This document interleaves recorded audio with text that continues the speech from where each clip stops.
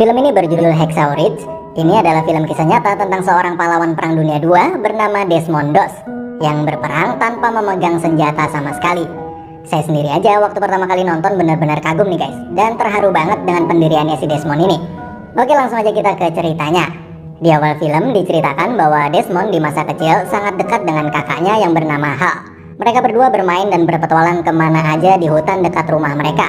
Ayahnya Desmond adalah seorang mantan tentara pensiun yang dulu dia ikut berperang saat Perang Dunia I. Di Perang Dunia I itu ayahnya Desmond selamat dan berhasil pulang. Namun seluruh teman-temannya tewas dan hanya pulang nama aja. Nah, dari situ ayahnya Desmond menjadi orang yang sangat depresi karena belum bisa melupakan bagaimana kejamnya Perang Dunia I itu, dimana teman-teman masa kecil ayahnya Desmond itu mati di depan matanya sendiri. Akhirnya ayah Desmond pun menjadi seorang yang pemabuk berat dan berubah jadi ayah yang sangat pemarah. Sangat berbeda dengan ayah Desmond yang sebelum pergi ke medan perang, yang adalah orang yang sangat lembut dan penyayang. Singkat cerita, Desmond kecil yang sedang berkelahi dengan kakaknya tiba-tiba mengambil batu balok gede banget dan kakaknya pun kritis dan hampir meninggal dunia karena hantaman batu itu. Nah, saat di situ Desmond pun shock karena udah nyaris ngebunuh kakaknya sendiri yang sangat dia sayangin. Desmond pun lalu melihat sebuah gambar di dinding rumahnya tentang 7 dosa besar manusia yang salah satunya adalah dosa membunuh. Di situ Desmond pun seperti mendapatkan sebuah teguran spiritual yang sangat menggentarkan hatinya. Untungnya kakaknya itu berhasil selamat. Nah, singkat cerita, Desmond kini sudah tumbuh dewasa dan sekarang Desmond jadi orang yang sangat taat pada agama serta sekarang bekerja dan membantu di sebuah gereja. Dia sekarang kemana-mana sangat memegang teguh semua perintah dan larangan agamanya tersebut, terutama larangan membunuh yang sampai saat ini masih selalu dia ingat jelas. Nah, saat si Desmond ini lagi bantu bersih-bersih gereja, tiba-tiba ada sebuah insiden kecelakaan di depan gereja tersebut. Desmond pun langsung lari keluar dan melihat keadaan orang itu, dan ternyata parah banget nih guys, sampai darahnya muncrat banyak banget. Desmond pun lalu segera membuka sabuk di celananya untuk mengikat dan menghentikan aliran darah orang itu agar tidak keluar lebih banyak lagi. Nah, sesampainya di rumah sakit, orang itu akhirnya ditangani oleh seorang dokter, dan dokter itu pun mengatakan pada Desmond bahwa mendengar itu Desmond pun terdiam, seakan itulah kalimat yang paling berarti buat dia. Di saat dulu dia hampir membunuh kakaknya sendiri, sekarang dia justru menyelamatkan nyawa seseorang. Desmond pun berjalan berkeliling di ruangan UGD itu, lalu dia pun bertemu dengan seorang suster yang sangat cantik, sampai dia pun terpesona. Semenjak itu Desmond pun jatuh cinta dan sering banget mondar-mandir rumah sakit itu setiap hari cuman buat nemuin dan PDKT sama si suster cantik itu. Akhirnya suatu hari dia pun berhasil mendapatkan hati suster itu dan kemudian pergi berkencan. Di situ si Desmond banyak belajar tentang ilmu kedokteran dari pacarnya itu. Setiap hari dia belajar tentang anatomi tubuh dari buku-buku yang dipinjamkan pacarnya itu. Dan sampailah di suatu hari saat Desmond dan keluarganya yang sedang sarapan, lalu kakaknya Desmond yaitu si Hal tiba-tiba keluar kamar dengan pakaian militer rapi dan berkata pada keluarganya bahwa dia akan pergi mengabdi di Perang Dunia II. Mendengar itu seluruh keluarga pun shock, terutama ayahnya yang dulu melihat teman-temannya tewas di medan perang. Dia tak ingin melihat anaknya juga bernasib sama. Ayahnya pun menangis dan lalu mengusir kakaknya Desmond itu. Kakaknya Desmond itu pun yaitu si Hal akhirnya pergi dan berangkat menuju medan perang. Tapi panggilan di hati Desmond pun semakin lama semakin besar juga nih guys, bahwa dia merasa juga harus mengabdi kepada negaranya. Dia tak bisa hanya tinggal dan santai di rumah sementara negaranya sedang dalam peperangan. Sampailah di suatu waktu di mana Desmond memutuskan untuk mengikuti jejak kakaknya itu untuk mengabdi dan mendaftarkan diri sebagai tentara untuk Perang Dunia II. Desmond pun memberitahu pacarnya dan keluarganya tentang panggilan hati yang sudah tak bisa dia tahan lagi itu. Tapi Desmond ini berbeda, dia memilih untuk mengabdi sebagai tentara tenaga medis karena dia tak ingin membunuh siapapun, bahkan musuh saat di medan perang sekalipun. Akhirnya sebelum pergi, Desmond pun melamar pacarnya itu. Nah, saat tiba waktunya perpisahan, saat di kereta, tunangannya itu pun memberikan buku Alkitab dan diselipkan fotonya agar si Desmond itu selalu ingat agama dan ada kekasihnya yang selalu menunggunya di rumah. Sesampainya Desmond di kamp pelatihan militer dan di asramanya itu, dia berkenalan dengan banyak orang yang nantinya akan jadi satu tim dengan dia. Singkat cerita, awalnya semua tampak baik-baik aja nih guys. Dari mulai hubungannya dengan rekan-rekan setimnya, hubungannya dengan sersan atau komandan di timnya, dan hal-hal lainnya. Nah, karena nanti di medan perang lokasinya berada di tebing-tebing tinggi, maka latihan kali ini adalah untuk membuat simpul tali tambang yang nantinya digunakan untuk mendaki atau menuruni tebing. Di situ hampir semuanya berhasil membuat simpul yang sempurna. Namun Desmond justru salah dan membuat 2 lubang simpul. Saat itu semua orang pun mentertawakannya dan meledeknya karena simpul talinya Desmond itu mirip seperti BH cewek. Di latihan ketangkasan juga semuanya lancar. Desmond pun juara 1 di timnya. Namun saat tiba di latihan menembak dan saat semua orang sudah mengambil senjatanya masing-masing, di sana tersisa 1 senjata dan ternyata itu adalah senjatanya si Desmond. Desmond berkata bahwa dia tidak bisa memegang senjata karena agamanya melarang untuk membunuh atau mengambil nyawa seseorang. Saat itu semuanya pun heran pada Desmond termasuk komandannya. Desmond pun berkali-kali minta maaf karena sudah melanggar perintah komandannya itu, tapi bagaimanapun juga dia tetap tidak bisa menyentuh senjata karena agamanya melarang. Lalu Desmond pun dibawa menghadap ke kantor komandan yang lebih tinggi lagi untuk menjelaskan alasannya tidak mau memegang senjata itu.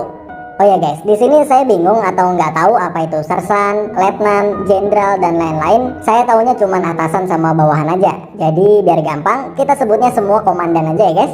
Nah di sana komandan pun menjelaskan bahwa saat di medan perang musuh nggak bakal mau tahu agama melarang atau enggak. Saat Desmond nggak punya senjata untuk mempertahankan dirinya, maka musuh bakalan tetap nembak dia dan ngebunuh dia. Dan sampailah di malam harinya, Desmond akhirnya dibully oleh teman-teman setimnya karena keteguhannya dalam menjalankan perintah agama itu dinilai akan merepotkan mereka. Hukuman demi hukuman pun diberikan ke Desmond agar dia mau berhenti egois dan mulai menjalankan perintah untuk memegang senjata. Hukuman seperti mencuci toilet, hukuman berlari, dan hukuman-hukuman lainnya dia terima. Dan sampailah di malam harinya, karena teman-temannya Desmond itu udah muak sama dia pun dipukulin sampai babak belur.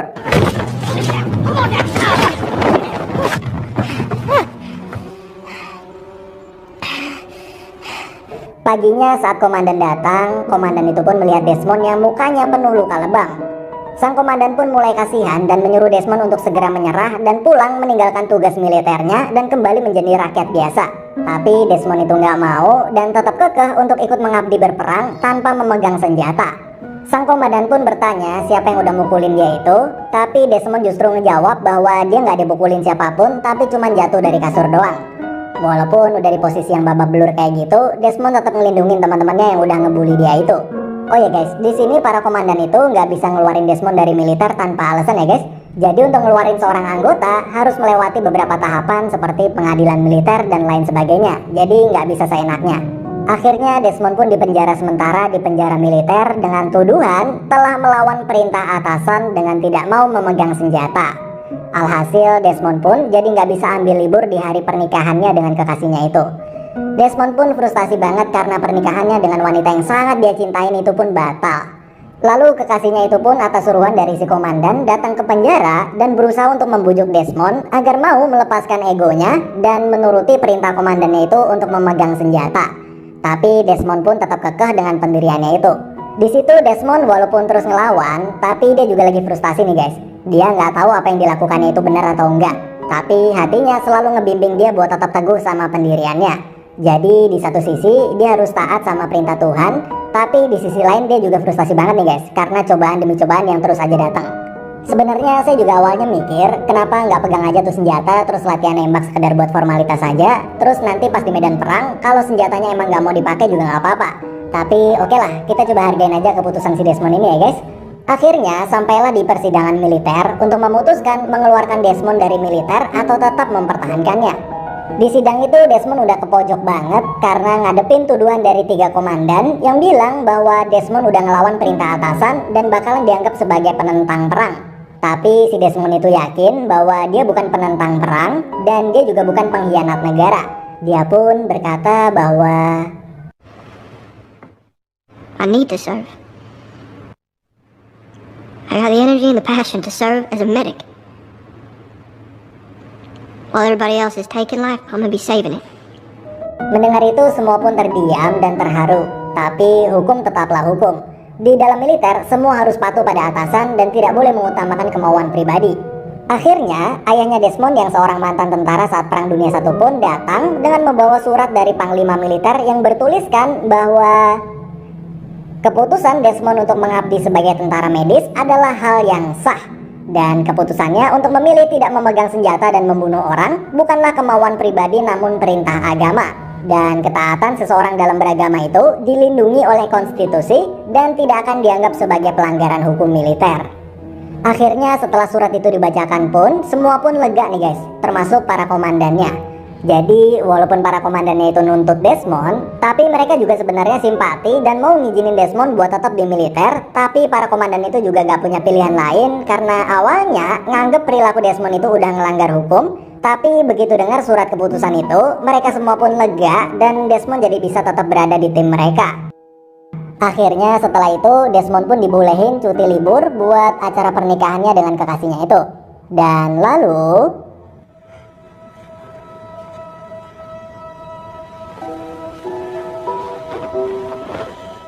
Oke, lalu pelatihan pun selesai dan sekarang mereka semua akan menghadapi medan perang yang sesungguhnya melawan Jepang. Karena dulu saat Perang Dunia II, persenjataan belum terlalu canggih, jadi faktor yang paling menentukan di dalam perang itu adalah mental para tentaranya nih guys. Dan kita semua tahu gimana ganasnya tentara Jepang. Mereka rela bunuh diri sambil bawa granat buat ngeledakin para tentara lawan. Nah, saat habis mendengar hal itu, mental para tentara di tim Desmond pun langsung down karena takut akan keganasan Jepang nanti. Banyak mobil-mobil pengangkut jenazah tentara Amerika yang lalu lalang dan semakin menjatuhkan mental mereka yang melihatnya. Dan akhirnya sampailah di lokasi medan perangnya, yaitu sebuah tebing tinggi yang bernama Hexau.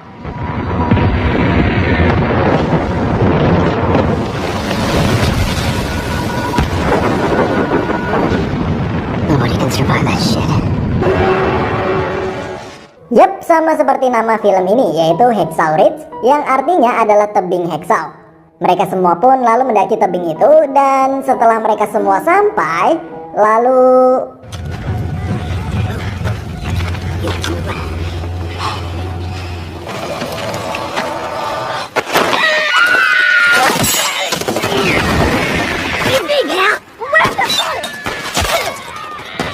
di sini benar-benar kacau nih guys. Saya aja waktu nonton sampai ikut deg-degan. Jadi kita yang lagi nonton pun jadi kayak lagi benar-benar ada di medan perang beneran saking realnya. Kayak pas granat meledak itu ada yang sampai badannya kebelah dua, ususnya keluar semua, kakinya putus, tangannya putus dan lain sebagainya. Tapi kalau saya liatin semua nanti videonya malah keblokir YouTube. Oke, lalu Desmond yang posisinya sebagai tim medis pun terus-menerus menolong dan mengangkut para tentara lainnya yang terluka. Dan beberapa diantaranya adalah teman-teman satu asramanya saat di pelatihan militer. Di saat tim medis lain hanya menolong tentara di barisan belakang dan tengah, ini si Desmond sampai ikut maju ke garis depan nih guys. Gokil. Sampai berkali-kali si Desmond yang sama sekali nggak megang senjata itu hampir ke headshot sama tentara Jepang. Di medan perang itu udah nggak ada lagi bully-membuli karena agama atau karena apapun. Teman-teman yang dulu membuli Desmond saat di asrama militer pun saat ini semuanya saling bekerja sama, saling backup membackup satu sama lain. Terutama membackup Desmond yang jadi satu-satunya tenaga medis di garis depan. Kalau Desmond itu mati, maka bisa dibilang tentara di garis depan pun juga bakalan mati. Karena nggak bakal ada lagi yang akan nolong mereka. Pokoknya seru banget nih guys. Kalian download dan tonton aja sendiri filmnya. Dan jangan lupa pakai headset kalian. Lalu ada salah satu teman asramanya Desmond yang terkena ledakan sampai kedua kakinya putus. Lalu ada salah satu tenaga medis yang berkata pada Desmond bahwa cukup kasih dia penghilang rasa sakit aja lalu pergi. Karena kondisinya nggak bakal mungkin ketolong lagi dan dia udah pasti mati. Tapi Please don't leave me! I got kids! I ain't going anywhere! I'm gonna get you home! Desmond pun gak mau ninggalin dia dan tetap ngangkut dia ke belakang dan tetap bilang ke tim medis lain bahwa dia harus tetap diobatin, dia pasti bakalan tetap hidup. Desmond pun terus kembali ke garis depan lagi untuk menolong yang lainnya. Singkat cerita, malam pun tiba dan semua pun mundur terlebih dahulu karena kondisinya yang gelap itu gak memungkinkan untuk tetap melakukan penyerangan. Tapi saat semua memilih beristirahat dan berlindung, Desmond malam itu masih tetap mau kembali ke garis depan untuk menolong para tentara lain yang masih terluka dan masih ada di sana. Lalu saat dirasa cukup, Desmond pun akhirnya mencari tempat berlindung untuk beristirahat. Saat di suasana malam itu, Desmond yang sedang berlindung bersama rekannya pun kemudian bercerita tentang alasan sebenarnya dia tak ingin memegang senjata. Desmond berkata bahwa sebenarnya tak boleh membunuh adalah perintah agama. Namun, tidak memegang senjata itu bukan perintah agama, tapi hanya kemauan pribadinya Desmond aja. Dulu, sewaktu di rumah, ayahnya Desmond yang mabuk selalu melakukan kekerasan pada Desmond dan kakaknya. Desmond pun masih bisa terima. But you didn't kill him. In my heart, I did.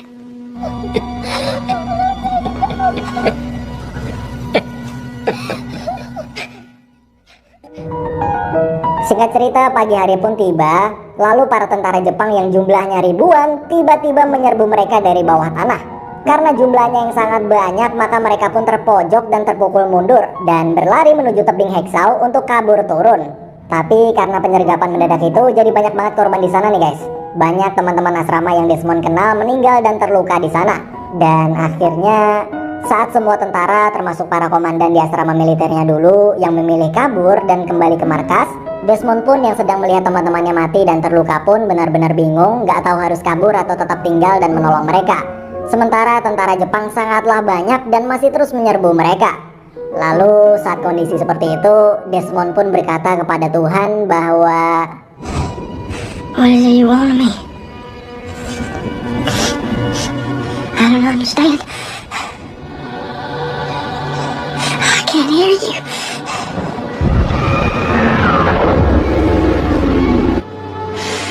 All right.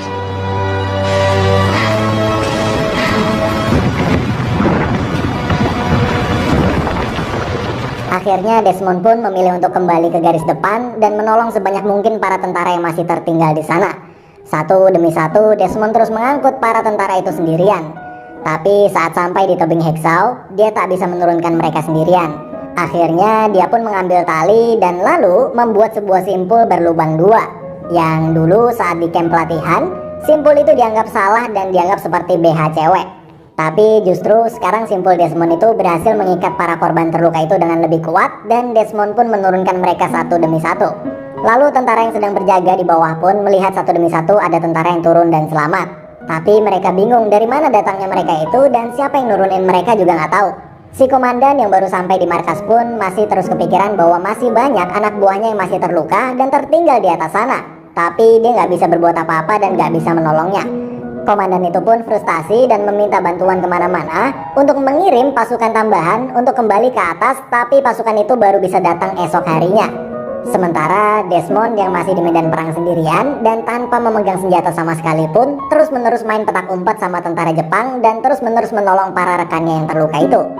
Bahkan saat Desmond masuk ke markas bawah tanahnya Jepang dan melihat tentara Jepang yang sedang terluka pun, dia juga tetap menolongnya. Intinya Desmond di sana berusaha menolong semua orang yang dia bisa, termasuk tentara musuh sekalipun.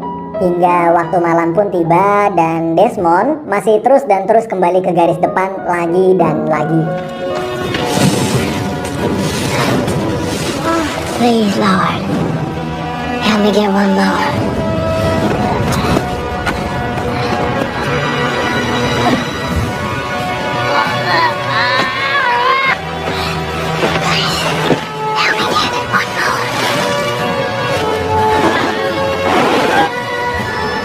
One more. Help me get one more. One more. Help me get one more. Sepanjang malam dia sendirian di medan perang tanpa satu orang teman pun. Akhirnya pagi pun tiba, lalu sang komandan pun kaget melihat semua anak buahnya yang ternyata telah berada di ruang perawatan. Lalu saat komandan itu bertanya siapa yang telah melakukan semua ini, maka mereka pun menjawab bahwa Desmond lah yang telah menolong mereka sendirian di atas sana sepanjang malam. Sang komandan pun akhirnya segera mengumpulkan pasukan untuk kembali ke Heksau. Setelah Desmond merasa cukup, akhirnya Desmond pun berhasil turun dan selamat dari kejaran tentara Jepang itu. Dan saat tiba di bawah, semua tentara di sana benar-benar nggak nyangka sama apa yang udah Desmond lakuin sendirian di atas sana. Mereka semua pun kagum dan benar-benar nganggep Desmond sebagai pahlawan. Saat setelah tiba di markas, sang komandan pun menemui Desmond dan mengatakan pada Desmond bahwa ternyata selama ini dia telah salah. Desmond yang selama ini hanya dianggap sebagai anak yang kurus dan egois karena terlalu taat pada perintah agamanya dan dianggap sebagai penentang perang, tapi justru dia berhasil membuktikan bahwa dia adalah seorang pahlawan. I hope one day you can forgive me. Di akhir film pun diperlihatkan bahwa semua tentara yang sudah berkumpul dan bersiap untuk naik lagi ke Heksau dan berperang lagi. Tapi mereka semua berkata bahwa mereka nggak mau kembali ke atas tanpa Desmond.